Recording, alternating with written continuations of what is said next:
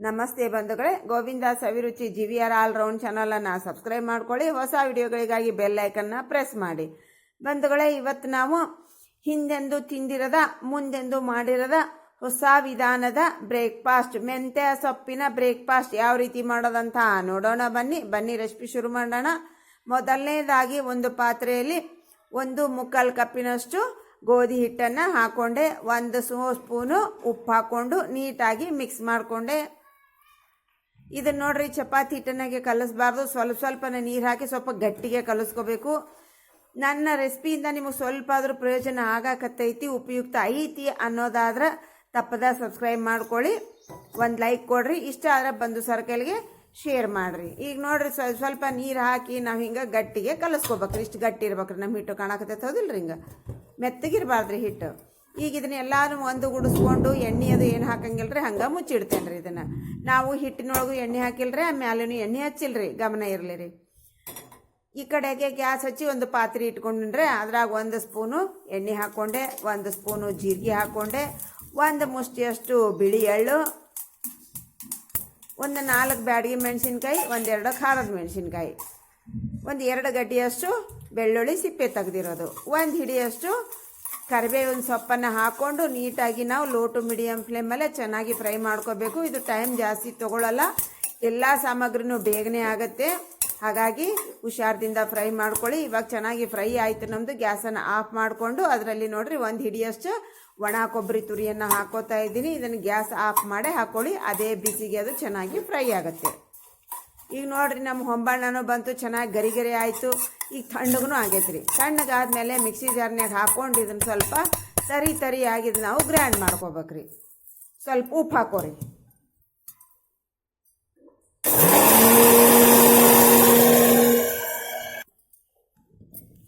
ನೋಡ್ರಿ, ಹಿಂಗೆ ತರಿಯಾಗಿ ಗ್ರೈಂಡ್ ಮಾಡ್ಕೊಂಡು ಬಂದೀವಿ. ಉಪ್ಪು ನೋಡ್ಕೊಂಡು ಹಾಕೋರಿ. ಕಮ್ಮಿ ಬಿತ್ತಂದ್ರೆ ಮೇಲೆ ಹಾಕೋಬಹುದು, ನಾವು ಹೆಚ್ಚಾದ್ರೆ ತೆಗಿಲಿಕ್ಕಾಗಂಗಿಲ್ಲ. ಈ ಕಡೆಗೆ ನೋಡ್ರಿ, ಗ್ಯಾಸ್ ಹಚ್ಚಿ ಒಂದು ದೊಡ್ಡ ಪಾತ್ರೆ ಇಟ್ಕೊಂಡಿನ್ರಿ. ಅದ್ರಲ್ಲಿ ನೋಡ್ರಿ 2 ಲೀಟರ್ನಷ್ಟು ನೀರು ಹಾಕ್ತೇನೆ ರೀ.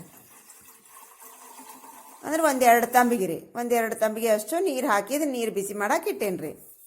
ಈ ಕಡೆ ನಾವು ಹಿಟ್ಟು ರೆಸ್ಟಿಗೆ ಬಿಟ್ಟಿದ್ವಲ್ರಿ, ಅದು ನೋಡ್ರಿ, ಹಿಟ್ಟು ಇಷ್ಟು ಗಟ್ಟಿ ಇರ್ಬೇಕ್ರಿ. ನಮಗೆ ಸಾಫ್ಟ್ ಆಗಬಾರ್ದ್ರಿ. ನಾವು ನೆಂದ ಮೇಲೆ ಕೂಡ ಅದು ಸಾಫ್ಟ್ ಆಗಬಾರ್ದ್ರಿ.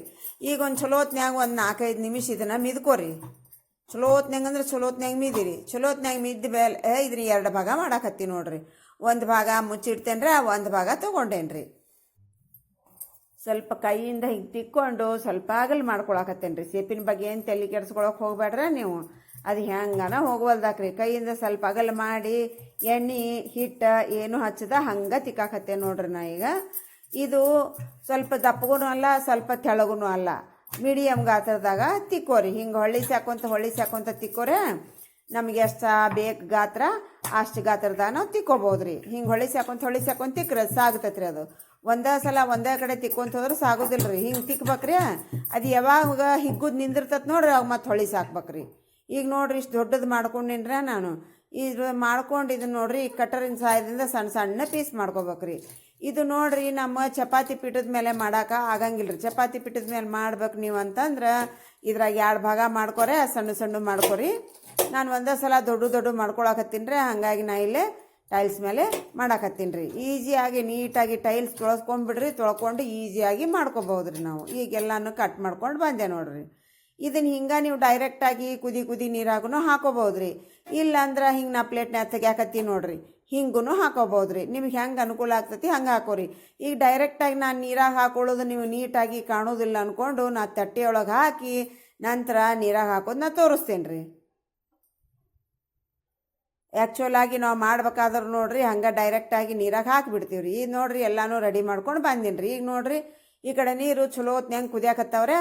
ಈಗ ನೋಡ್ರಿ, ಇವನ್ನ ಹಾಕೊಂಡ್ರಿ. ಹಿಂಗೆ ನೀವೇನು ತಲೆ ಕೆಡಿಸ್ಕೊಳ್ಬೇಡ್ರಿ. ಅಂಟ್ಕೊಂಡಾವು ಕುಪ್ಪಿ ಆಗ್ತಾವ ಅಂಥೇಳಿ ಬರೀ ಹಾಕೋ ಕೆಲಸ ಮಾಡ್ರಿ ನೀವು. ಇಲ್ಲಿ ನೋಡ್ರಿ, ಇಷ್ಟು ಜೇಂಟ್ ಅದಾವ ನೋಡ್ರಿ. ಹಂಗೆ ಹಾಕಾಕತ್ತೀನಿ ನೋಡ್ರಿ. ನಾ ಇಲ್ಲೀಗ ಜೇಂಟ್ ಇದ್ದಿಲ್ರಿ ಹೊಸವು.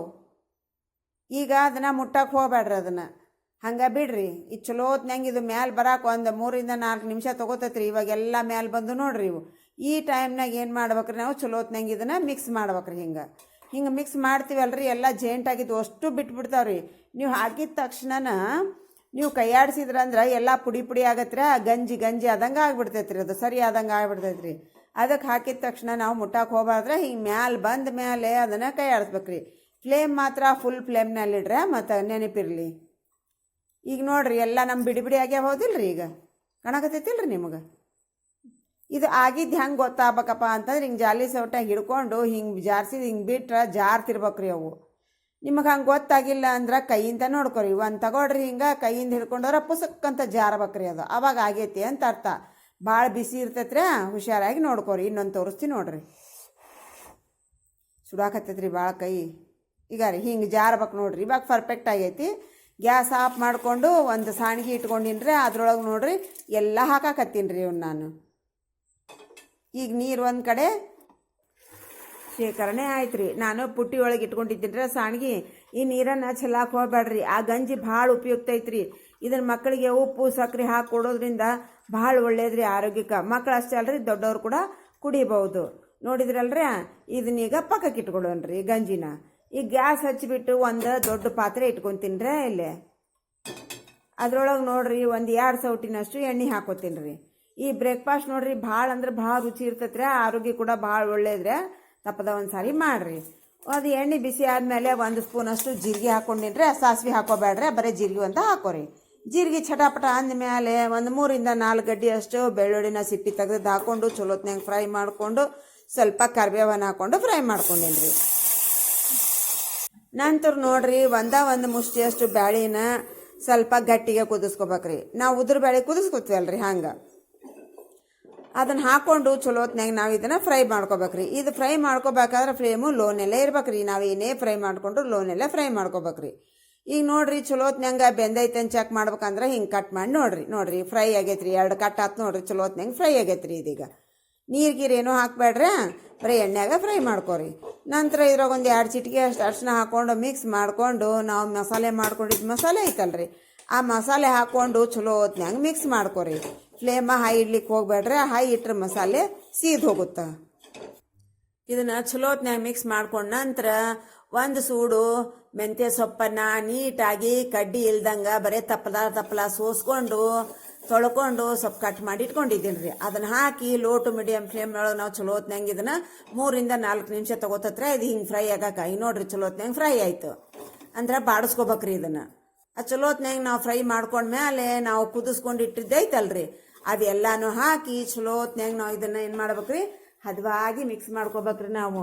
ಈಗ ನಮ್ಮ ಮಸಾಲೆ ಹಾಕಿರೋ ಎಲ್ಲ ಮಸಾಲೆ ಸೊಪ್ಪು ನೀಟಾಗಿ ಇದ್ರೊಳಗೆಲ್ಲ ಸೇರ್ಬೇಕ್ರಿ. ನಾವು ಉಪ್ಪು ಖಾರ ಮಸಾಲೆ ಸೊಪ್ಪು ನೀಟಾಗಿ ಮಿಕ್ಸ್ ಆಯಿತು ಅಂತಂದ್ರಿ ರುಚಿ ಅಬ್ಬಾಬಾಬಾ. ಈ ತಿಂದವ್ರಿಗೆ ಗೊತ್ತ್ರಿ ಇದು ರುಚಿ. ಆಹಾಹಾ ಏನು ರುಚಿ ಅಂತಾರೆ, ಅಷ್ಟು ರುಚಿ ಇರ್ತತೆ. ಒಂದು ಸಾರಿ ನೀವು ತಪ್ಪದ ಮಾಡಿ ಕೊಟ್ಟು ನೋಡ್ರಿ, ಮನ್ಯಾಗ ಮೆಂತ್ಯ ಸೊಪ್ಪು ಇತ್ತು ಅಂತಂದ್ರೆ ಇವತ್ತ ರೆಡಿ ಮಾಡ್ರಿ. ಈ ಚಲೋತ್ನ್ಯಾಗ ಮಿಕ್ಸ್ ಮಾಡ್ಕೊಂಡ್ಮೇಲೆ ನೋಡ್ರಿ ನಾವು ಇದ್ರಾಗ ಒಂದು ಅರ್ಧ ಕಪ್ಪಿನಷ್ಟು ಕೊತ್ತಂಬರಿಯನ್ನು ನೀಟಾಗಿ ತೊಳ್ಕೊಂಡು ಚಿಕ್ಕದಾಗಿ ಪೀಸ್ ಮಾಡ್ಕೊಂಡು ಇಟ್ಕೊಂಡಿದ್ದೀನಿ ರೀ, ಅದನ್ನು ಹಾಕ್ಕೊಂಡಿನ್ರಿ. ಈ ಕೊತ್ತಂಬರಿ ನಿಮ್ಮ ಇಷ್ಟಾನುಸಾರ ಎಷ್ಟು ಜನ ಹಾಕೋಬೋದ್ರೆ ಇಷ್ಟೇ ಹಾಕ್ಬೇಕಂತಿಲ್ರಿ. ನೋಡ್ರಿ ನಮ್ಮ ಸೂಪರ್ ಆಗಿರುವಂಥ ಹೆಲ್ತಿ ಬ್ರೇಕ್ಫಾಸ್ಟ್, ಹೊಸ ಬ್ರೇಕ್ಫಾಸ್ಟ್ ಮತ್ತು ಮೆಂತ್ಯ ಸೊಪ್ಪಿನ ಬ್ರೇಕ್ಫಾಸ್ಟ್ ರೆಡಿ ಆಗಿಬಿಡ್ತ್ರಿ. ತಪ್ಪದ ಒಂದು ಸಾರಿ ಟ್ರೈ ಮಾಡ್ಕೊರಿ. ಹೆಂಗೆ ಮಾಡ್ಬೇಕು ಅನ್ನೋದು ಅರ್ಥ ಆಯ್ತೌದಿಲ್ರಿ. ಇದೇ ವಿಧಾನದಲ್ಲಿ ಮಾಡಿ ನಿಮಗೆ ಹೆಂಗೆ ಅನ್ನಿಸ್ತು ಅನ್ನೋದನ್ನು ಕಮೆಂಟ್ ಸೆಕ್ಷನಲ್ಲಿ ತಿಳಿಸೋದನ್ನು ಮರಿಬೇಡ್ರಿ. ಇಷ್ಟ ಆದ್ರೆ ಬಂದು ಸರ್ಕಲ್ಗೆ ಶೇರ್ ಮಾಡಿ. Thanks for watching. ಬಾಯ್.